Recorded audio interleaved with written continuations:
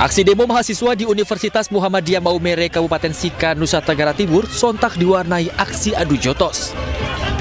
Kericuhan terjadi usai seorang dosen dan seorang tenaga pendidikan memukul mahasiswa yang berdemo di depan gedung rektorat. Aksi yang sebelumnya berlangsung damai ini dilakukan untuk mempertanyakan keputusan pihak universitas yang melarang sejumlah mahasiswa untuk mengikuti kuliah hanya karena alasan mengikuti kegiatan pengkaderan organisasi selama 3 hari. Adapun bakar-bakar ban itu menjadi hal yang lumrah, tapi di akhir dari sesi ini terjadi tindakan yang anarkis dari salah satu oknum pimpinan di Universitas Muhammadiyah Maumere memukul kader-kader kita. Nah, ini yang perlu digarisbawahi oleh pimpinan Universitas Muhammadiyah Maumere yang seharusnya menjadi pimpinan tertinggi untuk menahan segala bentuk emosi dari sivitas Universitas Muhammadiyah Maumere. Insiden adu pukul ini terjadi di saat sejumlah massa aksi tengah berdialog dengan Rektor Universitas Muhammadiyah Maumere. Massa aksi lainnya yang melihat kericuhan ini pun berupaya untuk melerai. Tapi itu juga kita sesali, ya, saya juga selaku rektor mohon maaf ya, karena kejadian itu sebenarnya tidak perlu terjadi. Ya. Padahal saya sudah memberikan kesempatan untuk mereka beraudiens ya tadi dengan saya.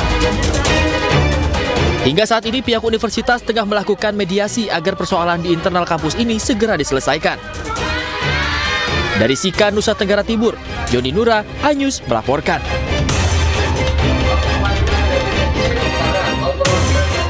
Ini masih dari kasus yang agak aneh juga pemirsa, masih dari kasus pencabulan di mana terhadap murid terjadi di Yogyakarta, di mana oknum guru tari mencabuli puluhan muridnya. Ya, ini sangat disayangkan sekali ya, dan pemirsa ini sebelum beraksi, pelaku mengajak korban untuk menonton film porno sesama jenis.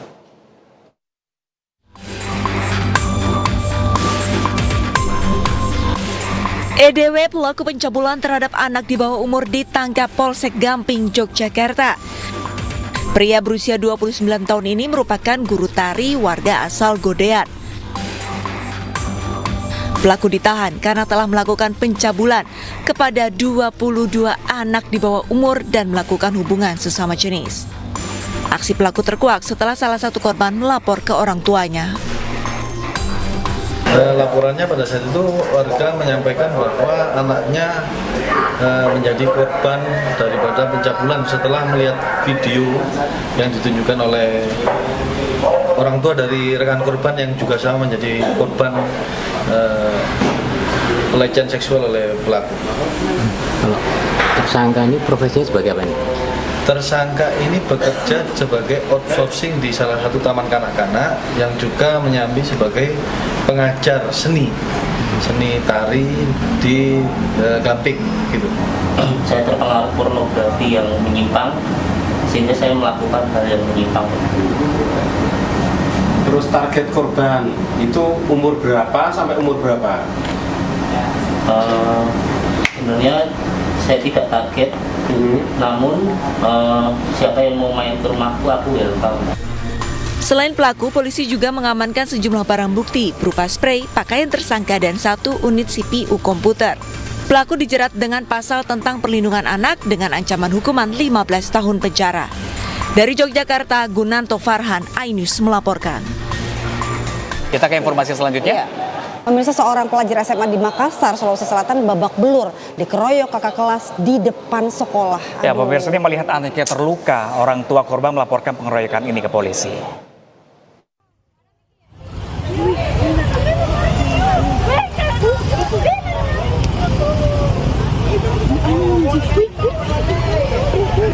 Seorang siswa SMA dikeroyok 5 kakak kelasnya di depan sekolah Jalan Gunung Bawah Karaeng, Kota Makassar, Sulawesi Selatan. Korban yang hendak pulang ke rumah awalnya ditegur para pelaku dan tiba-tiba langsung dikeroyok di jalanan. Video pengeroyokan ini juga sempat viral di media sosial. Orang tua korban yang tidak terima anaknya dianiaya langsung melaporkan kejadian ini ke Polrestabes Makassar. Korban telah divisum dan diketahui mengalami luka di hidung, kepala bagian belakang, dan juga lengan. polisi masih menyelidiki kasus pengeroyokan ini dan akan meminta keterangan dari korban dan 5 siswa yang menjadi terduga pelaku. Ini masih kita dalami, ya. Untuk pelakunya sesuai dengan keterangan dari korban ada berapa orang, sekitar 4 atau 5 orang. Ya, tapi masih kita dalami dulu. Tapi ini antara satu sekolah mereka? Ya, masih satu sekolah, dia satu angkatan, kelas 1 SMA. Oh, ya. Untuk pelaku seniornya ya? Pelaku seniornya? Ya, betul. Belum ada pernyataan dari pihak sekolah terkait kejadian pengeroyokan siswa oleh 5 kakak kelasnya ini. Dari Makassar, Sulawesi Selatan, Leo Muhammad Nur, iNews melaporkan. Ya, pemirsa, kondisi pelajar kelas 10 SMA di kawasan Tebet, Jakarta Selatan masih dirawat usai dioperasi akibat pendarahan di area kepala. Ya, pemirsa, korban dioperasi usai dianiaya oleh kakak kelasnya sendiri.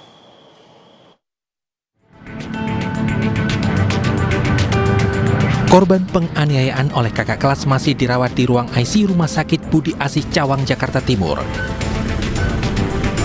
Pelajar kelas 10 salah satu SMA di kawasan Tebet, Jakarta ini masih terbaring menggunakan alat bantu pernafasan usai menjalani operasi akibat perdarahan di otak. Menurut orang tua korban, hingga kini anaknya belum sadarkan diri sejak diantar guru sekolah ke rumah sakit untuk dioperasi. Dari sekolahan anak saya dibilang berantem, tapi saya melihat kondisinya tidak sesuai dengan yang dibicarakan ibu. Dari kronologi yang mengantarkan ke rumah sakit ini memang ada pertama dibawa ke rumah sakit Tebet, terus dibawa nggak sanggup dioper ke rumah sakit Budi Asih. Nah, di rumah sakit Budi Asih itulah saya baru bisa menemukan anak saya dalam kondisi sudah tidak sadarkan diri dengan lebam di kepala, muka kiri ini bekas sepatu, mungkin diinjak begitu lama. Sementara itu, kuasa hukum keluarga korban meminta agar sekolah tidak menutupi kejadian dan meminta polisi segera memeriksa pelaku.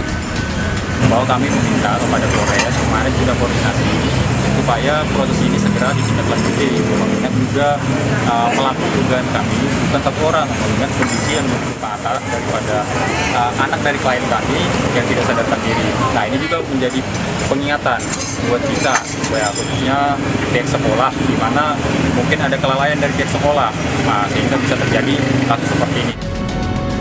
Pihak Polres Jakarta Selatan telah menerima laporan dan langsung dilakukan penyelidikan.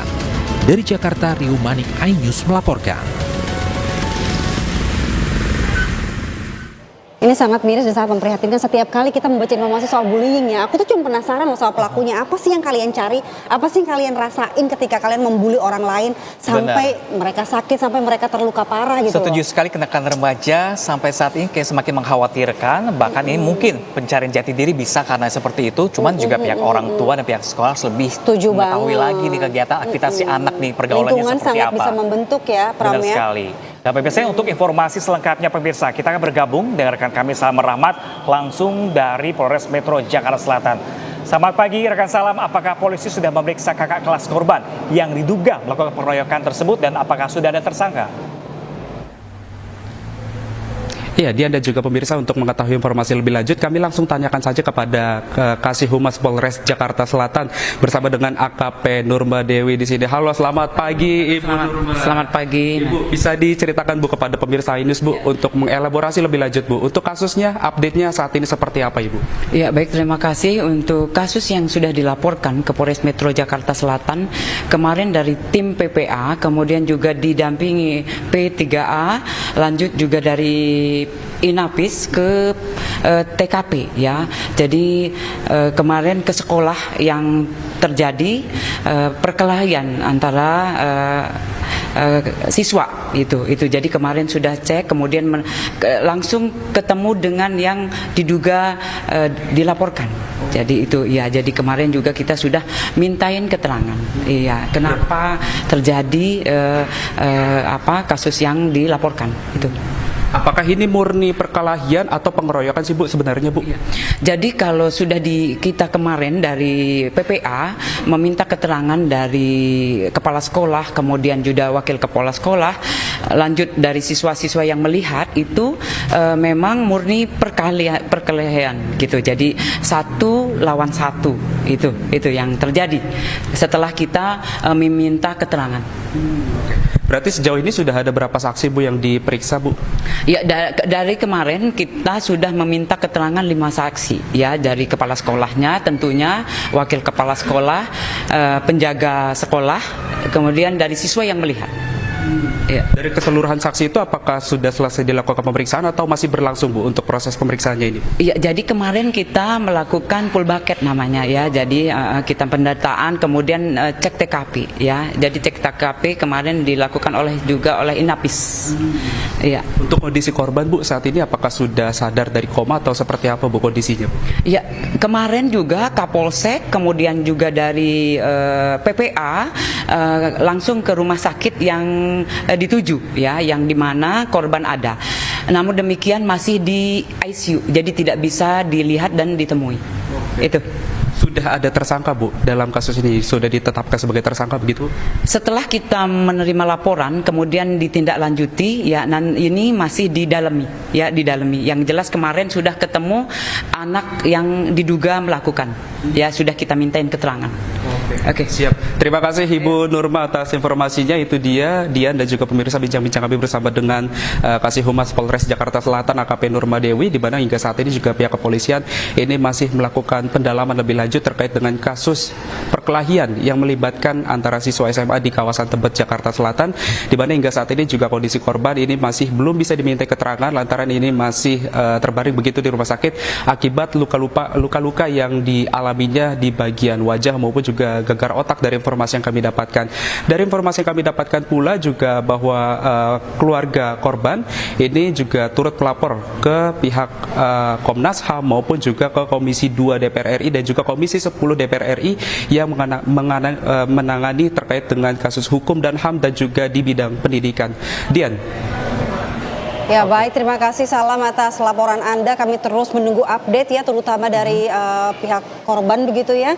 Bagaimana kondisinya dan bagaimana sudah sejauh mana progres pelaporan dari keluarga korban. Iya benar, dan juga ini pihak sekolah, memang sih sekolah hanya sebagai wadah untuk pelajar dan pembelajaran. Dan kembali lagi ke pihak keluarga yang harus menanamkan akhlak yang baik kepada anak-anak, menghormati kesesama dan juga tidak melarang untuk menyakiti orang lain. Karena untuk kasus bullying atau kekerasan dalam sekolah ini tidak hanya sekali 2 kali aja, bahkan yang sempat lalu juga sempat terjadi, ini sampai depresi, sampai dirawat di rumah sakit jiwa. Betul, dan bahkan yang lebih parahnya lagi kalau sampai korbannya ini meninggal dunia. Benar itu sekali. Yang amat-amat disayangkan. Terima kasih Anda masih bersama kami di iNews Today. Pemirsa, aksi sweeping mewarnai unjuk rasa ratusan driver ojek online se-Jawa Timur di Surabaya. Ya, ini para driver ojek online pemirsa ini mengadang driver online yang masih beroperasi untuk ikut dalam aksi solidaritas menuntut kenaikan tarif.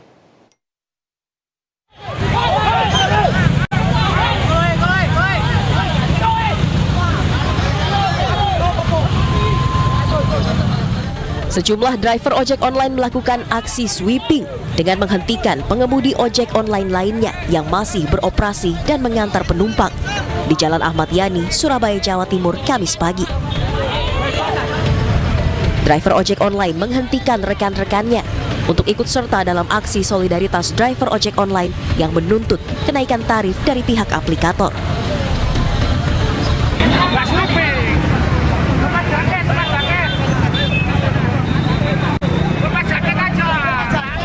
Aksi sweeping ini sempat diwarnai keributan, namun berhasil diredam oleh pihak kepolisian. Ratusan driver angkutan online yang tergabung dalam driver online bubarkan aplikator, nakal atau dobrak, melakukan aksi unjuk rasa menuntut penyesuaian tarif dari aplikator sesuai dengan surat keputusan Gubernur Jawa Timur tentang tarif angkutan sewa khusus di Provinsi Jawa Timur.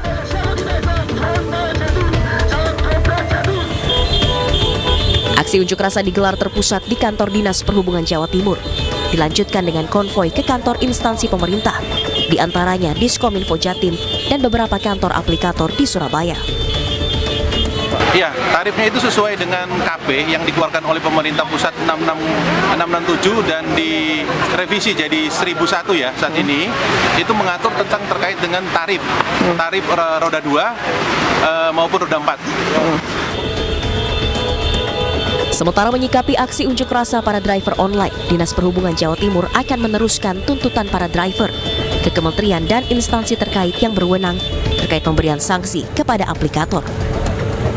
Namanya kecurangan untuk tarif, mereka bisa melaporkan ke kita dan kita nanti bisa meneruskan ke Diskominfo untuk diteruskan di Kementerian Kominfo untuk diberikan sanksi apabila diketahui ada aplikator yang nakal. Itulah tugas daripada Disub. Aksi unjuk rasa dari driver online se-Jawa Timur akan dilaksanakan selama 7 hari dari 10 Oktober hingga 17 Oktober 2024 dengan harapan tuntutan penyesuaian tarif angkutan online dapat terrealisasi. Dari Surabaya, Jawa Timur, Rahmat Ilyasan, iNews melaporkan. Ya, pemirsa, kita ke informasi lainnya. Pemirsa, ini ada seorang wanita bandar narkoba di Jambi ini berhasil ditangkap di Jakarta Barat. Penangkapan itu merupakan tindak lanjut dari video viral emak-emak yang membubarkan lapak narkoba di Jambi beberapa waktu yang lalu.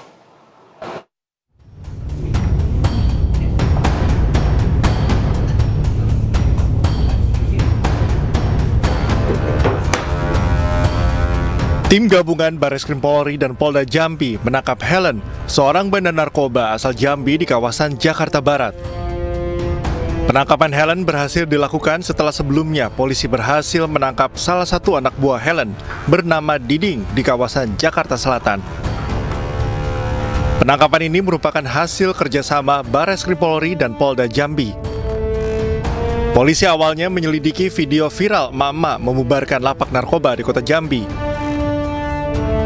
Dari kejadian tersebut, polisi melakukan penyelidikan mendalam hingga akhirnya polisi mendapatkan informasi bahwa lapak narkoba tersebut dikendalikan seorang wanita bernama Helen.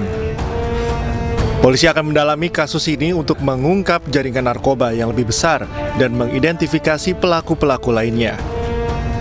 Kedua tersangka kini sedang menjalani pemeriksaan lebih lanjut untuk mendalami peran mereka dalam jaringan narkoba dan mencari barang bukti yang lebih lengkap. Dari Jakarta, tim liputan iNews melaporkan. Kita beralih ke informasi lainnya, pemirsa. Kejaksaan Agung menghadirkan artis Sandra Dewi dalam sidang lanjutan kasus dugaan korupsi pengelolaan timah. Nah, pemirsa, di sini Sandra Dewi ini bersaksi untuk suaminya Harvey Mois, di mana terdakwa dalam kasus tersebut.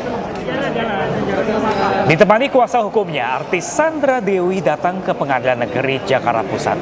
Sandra Dewi tidak banyak bicara saat memasuki ruang sidang. Kehadiran Sandra Dewi untuk memberikan kesaksian dalam sidang dugaan korupsi pengelolaan timah yang menjerat suaminya Harvey Mois. Harvey Mois didakwa telah melakukan tindak pidana pencucian uang dan jaksa menyebut sebagian uang korupsi Harvey mengalir kepada istrinya Sandra Dewi. Dalam kesaksiannya, Sandra Dewi juga membantah tas mewah yang dimiliki merupakan pemberian dari suaminya Harvey Mois. Tas-tas tersebut hasil dari usahanya sendiri melalui endorse di media sosial. Saudara saksi, ini ada bukti pembelian tas dari Hermes ya? Branded itu bagaimana? Saya bisa jelaskan yang mulia. Ada Louis Vuitton. Betul, ada banyak sekali Hermes, yang mulia. Ya. Mungkin Cartier ada, nggak ada? Saya akan jelaskan yang mulia, satu persatu. Di tahun 2012 saya memulai yang namanya endorsement, yaitu bentuk periklanan yang menggunakan sosok yang terkenal, artis terkenal untuk mempromosikan suatu barang. Di tahun 2014 ada 23 lebih dari 23 toko-toko tas branded di Indonesia ini yang endorse saya, yang memberikan saya tas. Di mana ketika mereka memberikan tas itu, saya mempromosikannya di sosial media saya yang mempunyai pengikut 24,2 juta followers. Di mana ketika tas-tas itu datang, saya promosikan, saya unboxing, saya buka kotaknya, saya posting kalau tas ini di-endorse oleh toko apa. Ini sudah 10 tahun saya jalanin, ada ratusan tas yang mulia sebenarnya. Kalau di dalam dakwaan penuntut umum kan ada 88. Tapi 88 betul, ya? tapi sisanya yang tidak saya pakai, saya jual. Jadi tas-tas ini saya dapatkan, ketika saya pakai, saya foto. Kemudian saya posting. Jadi saksi saya banyak kalau tas-tas ini endorsement dan tidak pernah dibeli oleh suami saya. Karena suami saya tahu Saya sudah mendapatkan tas-tas ini dari tahun 2014. Gitu ya? Betul. Gini, saudara jujur lagi ya. Ya. Penghasilan saudara dengan penghasilan suami saudara lebih banyak siapa? Saya tidak pernah bertanya. Itu kan yang suami mulia. saudara. Betul. Suami punya kewajiban untuk menafkahi keluarga, istri dan anak-anak, ya. Suami saudara yang saksi ketahui ya. Penghasilan terdakwa profesinya apa? Suami saudara ini. Suami saya pengusaha tambang batu bara.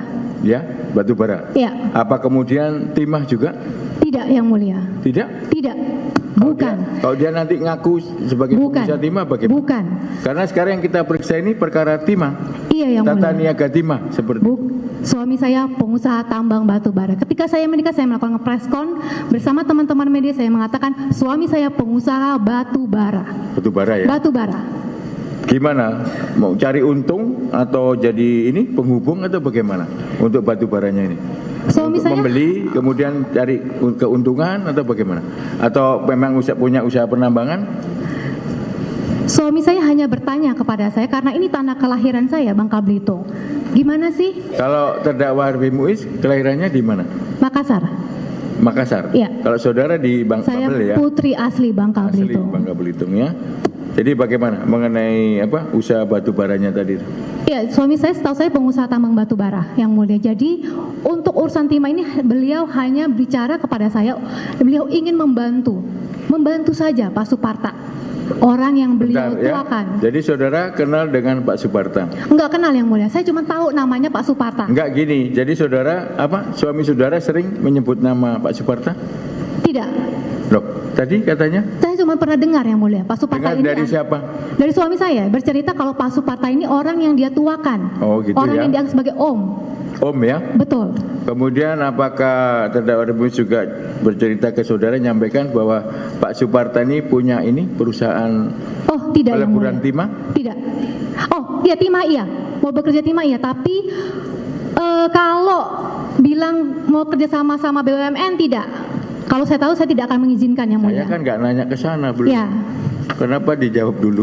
Iya, saya baru tahu, yang mulia. Saya baru tahu kasus ini karena bekerja sama Jadi dengan memang BUMN. Pak Suparta itu berusaha dalam bidang timah. Betul. Kalau Pak Reza nggak kenal? Enggak. Nggak kenal ya.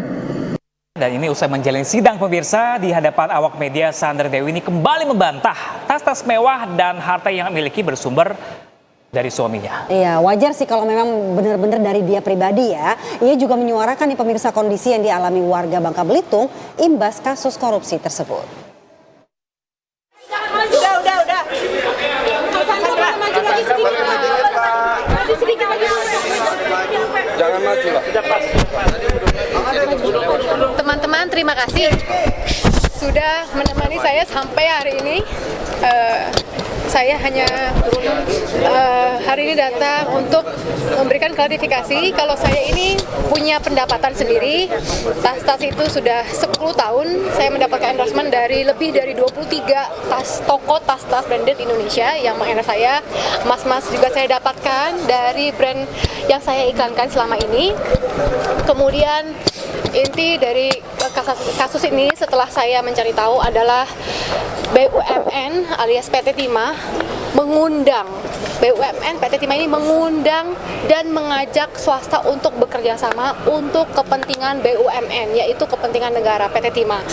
Swasta hanya menjalankan saja, hanya membantu saja BUMN untuk kepentingan negara. Jadi swasta-swasta ini hanya menjalankan apa yang mereka disuruh. Dan saya yakin PT Timah pun mengajak swasta bekerja sama dan mengundang swasta-swasta ini untuk kepentingan PT Timah, untuk kepentingan BUMN dan untuk kepentingan negara. Dan saya hari ini mau berbicara karena saya berjanji kepada saudara-saudara saya, kepada keluarga saya, kepada teman-teman saya, guru-guru saya di Bangka Belitung, saya harus menyuarakan apa yang mereka post di sosial media, apa yang mereka suarakan di sosial media selama ini tidak terdengar sama sekali, karena masyarakat kami ini, nenek moyang kami ini adalah penambang timah. Masyarakat kami sudah memiliki budaya kerja selama ratusan tahun. Jadi sekarang banyak sekali masyarakat kami yang kehilangan mata pencahariannya, dan keadaan Bangka Belitung pun menjadi mencekam, banyak pencurian, perampokan, dan juga begal di mana-mana. Tentang potensi kerugian alam yang digaung-gaungkan. Menurut saya, Putri Bangka Belitung, nenek moyang saya ini sudah menambang timah ratusan tahun yang lalu. Kolong-kolong timah ini sudah ada lama sekali. Dari saya waktu datang ke Jakarta sudah ada kolong-kolong bekas timah ini. Apakah adil disalahkan kepada kerjasama yang hanya 1,5 tahun antara swasta dan juga PT Timah? Jadi saya harap jika ada aksi seperti ini harus ada juga solusi peraturan yang cocok dengan keadaan dan kondisi untuk masyarakat Bangka Belitung. Jadi hari ini saya hanya menyampaikan apa yang saudara saya sampaikan di Bangka Belitung. Semoga ada peraturan yang sesuai dengan kondisi untuk masyarakat Bangka Belitung, karena ini bukan hanya masalah saya tapi masalah di Bangka Belitung, karena swasta-swasta ini adalah orang-orang yang sangat membantu perekonomian di Bangka Belitung, memberikan lapangan pekerjaan yang banyak, memberikan banyak hal-hal yang baik untuk masyarakat Bangka Belitung. Itu saja, maaf banget gak bisa. Pemirsa, aktris Sandra Dewi kembali hadirkan di persidangan kasus korupsi tata kelola timah pada PT Timah Tbk yang menjerat 21 tersangka, termasuk suaminya Harvey Muiz. Dan pemirsa, dalam persidangan ini hakim kembali menggali keterangan soal aliran dana yang mengalir deras dari Harvey kepada Sandra Dewi dan pihak-pihak lain. Dan kita simak dalam grafis berikut ini, pemirsa. Ya pemirsa, dalam persidangan kali ini Sandra Dewi ini ditanyai hakim soal aliran dana dari rekening Sandra Dewi ke pihak istri dari Suparta yang menjabat sebagai Dirut PT Refine Bangka Tim atau RBT yang bernama Anggraini. Di mana sebagai informasi bahwa PT RBT ini adalah salah satu perusahaan smelter swasta yang mendapatkan proyek kerja sama dengan PT Timah Tbk yang juga diwakili oleh suami Sandra Dewi, Harvey Muiz. Di mana kedua pihak ini membesarkan adanya transfer, namun Sandra Dewi menyatakan uang 10 miliar itu adalah pinjaman pribadi Suparta ke pihaknya untuk modal bisnis dengan bunga 18%. Istri dari Suparta ini, Anggraini, juga menyatakan uang itu telah dikembalikan dengan skema membayarkan dengan transfer dan tunai beberapa kali. Ya, sebelumnya jaksa mendakwa adanya aliran dana dari Harvey Muiz ke Sandra Dewi hingga 3,1 miliar rupiah. Jaksa juga menyatakan Harvey memberikan sejumlah barang mewah termasuk tas mewah dengan berbagai merek. Sehingga Kejaksaan Agung menyita 88 tas mewah milik Sandra Dewi. Meskipun pihak Sandra Dewi telah membantah kaitan dengan aliran dana dan tas mewah. Menurut kuasa hukum Sandra Dewi, semua tas miliknya dibeli dari hasil usaha Sandra Dewi. Suami Sandra Dewi, Harvey Muiz, didakwa menerima cipratan dana 420 miliar rupiah dari korupsi tata kelola timah. Harvey Muiz yang menjadi perpanjangan tangan dari PT RBT disebut melakukan kong kali kong dengan PT Timah Tbk untuk mengakomodir pertambangan liar di wilayah IUP PT Timah. Kejaksaan juga menduga Harvey menyamarkan pemberian uang itu dengan dalih dana CSR. Ya pemirsa, dari awal hingga saat ini kasus ini terus bergulir di mana Kejaksaan telah menetapkan 21 orang sebagai tersangka dengan berbagai perannya. Dari suami Sandra Dewi, Harvey Muiz, kemudian Helena Lim yang disebut jaksa turut membantu Harvey menampung uang hasil korupsi sebesar 30 juta US dollar atau 430 miliar rupiah. Dan selain itu juga turut terlibat Direktur Utama PT Timah 2016-2021 Mukhtar Riza Palevi, kemudian juga mantan Dirjen Minerba Kementerian SDM 2015-2022 Bambang Gatot Aryono hingga PLT Kepala Dinas SDM Bangka Belitung Amir Syahbani dan Rusbani. Tidak main-main pemirsa, nilai kerugian negara dalam kasus korupsi di tata kelola timah bernilai fantastis mencapai 300 triliun rupiah. Karena ini banyak kriminalitas ini yang mengatasnamakan instansi yang akhirnya ini ujung-ujung merampok atau bahkan mencuri pemirsa. Dan berikut informasinya.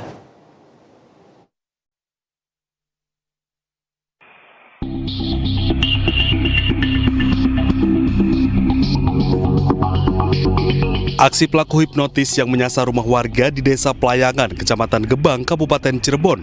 Kedatangan 4 pelaku yang 3 diantaranya merupakan perempuan terekam jelas kamera pengawas di depan rumah. Pelaku bahkan dengan tenang mengaku dari Dinas Kesehatan dan menawarkan terapi bagi lansia. Pemilik rumah yang tak menaruh curiga menuruti semua permintaan pelaku mulai dari berbaring hingga melepas gelang dan cincin emas 37 gram saat akan diterapi. Bahkan layaknya rumah sendiri, pelaku perempuan bergerak ke dapur hingga memasuki kamar. Pemilik baru menyadari cincin dan gelang emasnya hilang saat pelaku memintanya berdiam diri dengan terapi air panas serta meninggalkan rumah. Pertama gelang, kedua cincin. Gelang udah ditaruh di dalam, terus cincinnya dicopot. Nanti nyetrum, Bu. Terus tahu-tahu sadar cincin hilang itu gimana, Bu? Ibu suruh rendam dulu kaki di depan. Oh, disuruh sama orangnya. Udah bergerak, Bu. Nih, saya udah mau ke lansia lagi, udah permisi. Nggak boleh bergerak 15 menit. Ibu belum 15 menit, 10 menit kayaknya Ibu sadar, manggil Bapak tuh nggak bangun-bangun. Dari Bapak, saya tuh kayak kayak dibelenggu yo. Wong loro, jadinya kan ambil cincin kan. Bapak udah hilang itu, Bu? Iya. Petugas kepolisian dari sektor Gebang yang tiba di lokasi langsung melakukan olah TKP dan meminta keterangan saksi.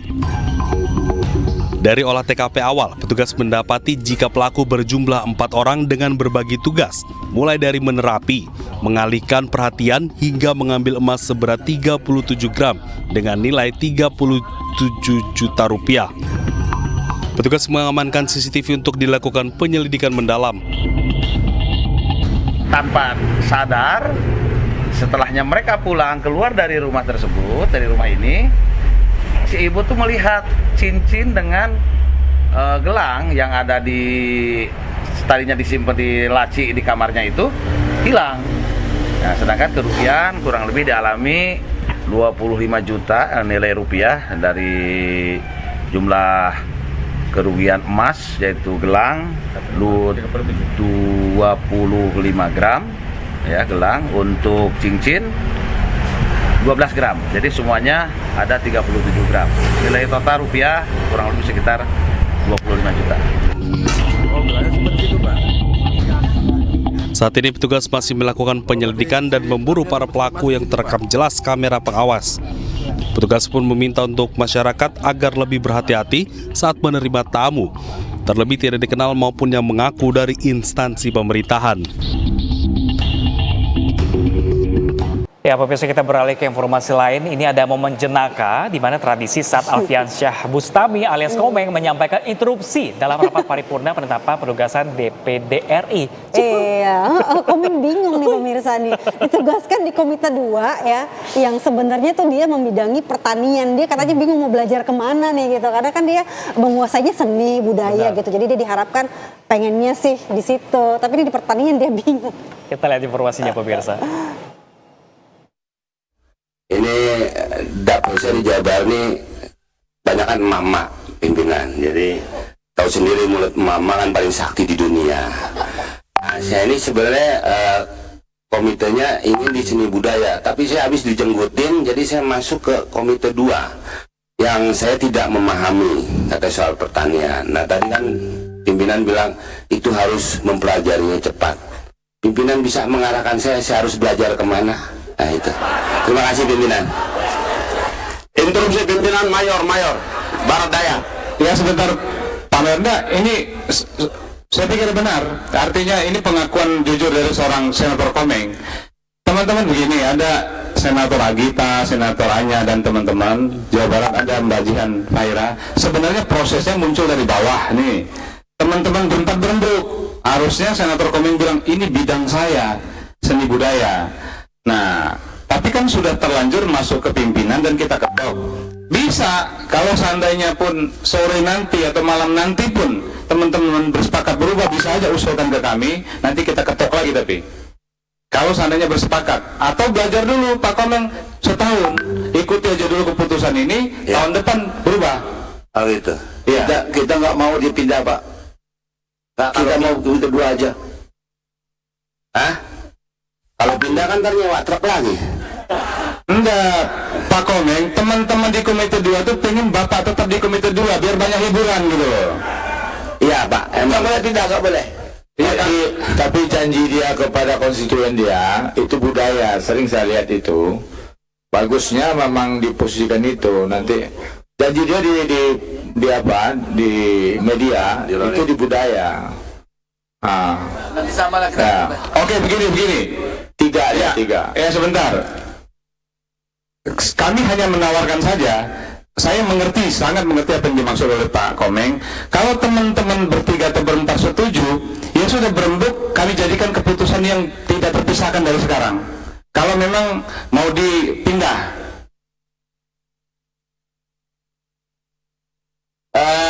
Jihan Pairanya nggak ada, Pak. Nggak apa-apa, ya bertiga juga cukup. Dirawat karena rebutan saya semalam, jadi dia berantem. Jadi tinggal berdua ini, Pak. Komite 2 juga ada budaya, Pak Komeng. Ya benar pemirsa, kita ke informasi selanjutnya. Ada calon wakil gubernur Jakarta nomor urut 3, Rano Karno, berjanji jika terpilih akan meringankan pajak saat berkampanye di Bidara Cina, Jakarta Timur. Iya, sementara calon gubernur Jakarta nomor urut 1, Ridwan Kamil menjanjikan perbaikan di sektor kesehatan bagi anak hingga lansia dan juga tenaga posyandu ketika mendatangi gelaran pengobatan gratis di Kebonjeruk, Jakarta Barat.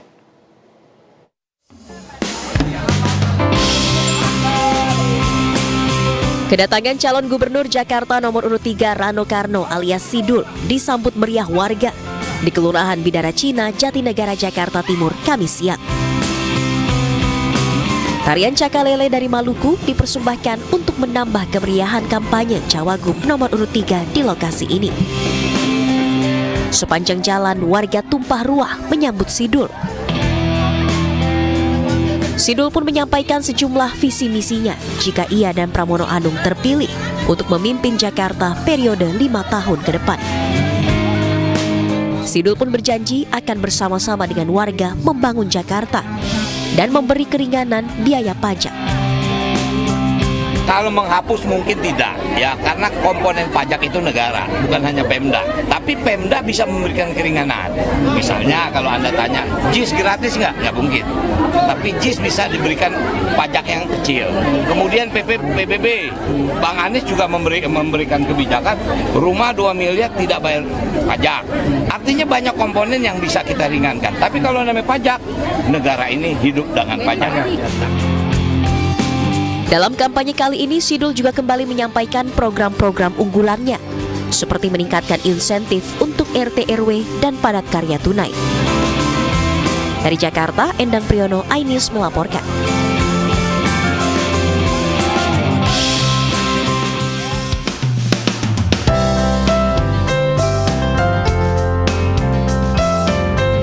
Menaiki transportasi umum bajai, calon gubernur Jakarta nomor urut 1 Ridwan Kamil melanjutkan agenda kampanye dengan mendatangi kompleks Tomang City Garden, Kebonjeruk, Jakarta Barat, Kamis pagi.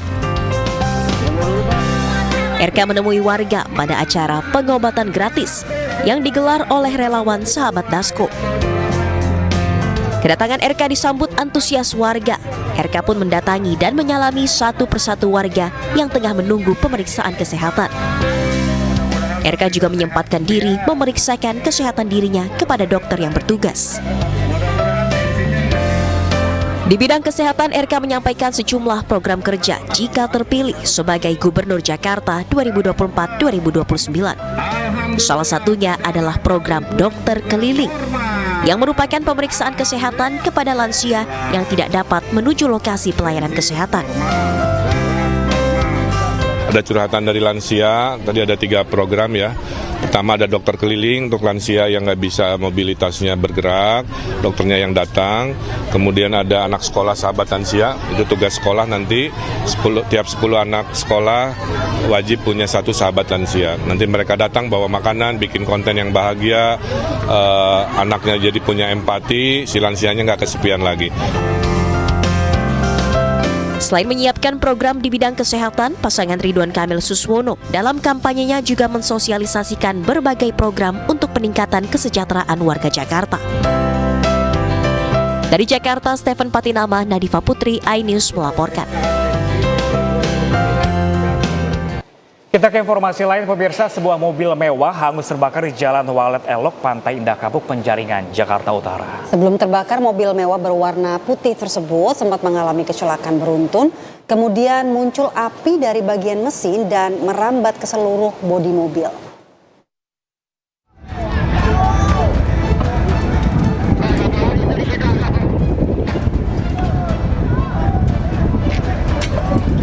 Api dengan cepat membesar dan membakar habis keseluruhan mobil mewah di Jalan Walet Elok, Pantai Indah Kapuk, Penjaringan, Jakarta Utara. Mobil mewah dengan nomor polisi B126 LIT yang dikendarai satu orang ini terbakar tepat di jalan eksit tol Kapuk Muara menuju Pantai Indah Kapuk. Sebelum terbakar, mobil mewah berwarna putih ini mengalami tabrakan beruntun. Tidak berselang lama diduga api muncul dari bagian mesin dan merambat ke seluruh bodi mobil. Diduga karena dari tabrakan beruntun itu objek mobil Alphard ini terbakar karena ada arus yang mungkin ada yang konslet dari elektriknya. Tidak ada korban jiwa dalam peristiwa ini dan api dapat dipadamkan dengan 2 unit mobil pemadam kebakaran selama 1 jam. Kini kasusnya ditangani oleh Polsek Penjaringan, Jakarta Utara. Dari Jakarta, Sofyan Firdaus, iNews melaporkan. Ya, pemirsa, ini lansia seringkali menjadi momok penghambat bagi sebuah perusahaan. Ya, namun jelang Indonesia Emas tahun 2045, sejumlah perusahaan mulai memberdayakan para lansia agar tetap produktif. Dan pemirsa, informasi ini juga sekaligus untuk jumpa kita dari studio edisi hari ini. Cuplikan tayangan berita iNews dapat Anda saksikan di kanal YouTube @official iNews. Dan setelah ini Anda bisa langsung menyaksikan iNews Siang bersama rekan kami Togi Sinaga dan Prisa Sombodatu. Saya Pram Senjaya dan rekan saya Dian Mirza, kami pamit undur diri. Selamat beraktivitas, selamat berakhir pekan. Sampai jumpa minggu depan di jam yang sama. Bye-bye. Ada bisa bantu berapa orang? 3. Mari silakan sayang, kakak. Ini menu jamur makasih pakai. Lansia bekerja. Dan dengan jamur pakai. Ya, sejumlah video memperlihatkan sejumlah lansia melayani pelanggan restoran sempat viral di media sosial beberapa minggu terakhir.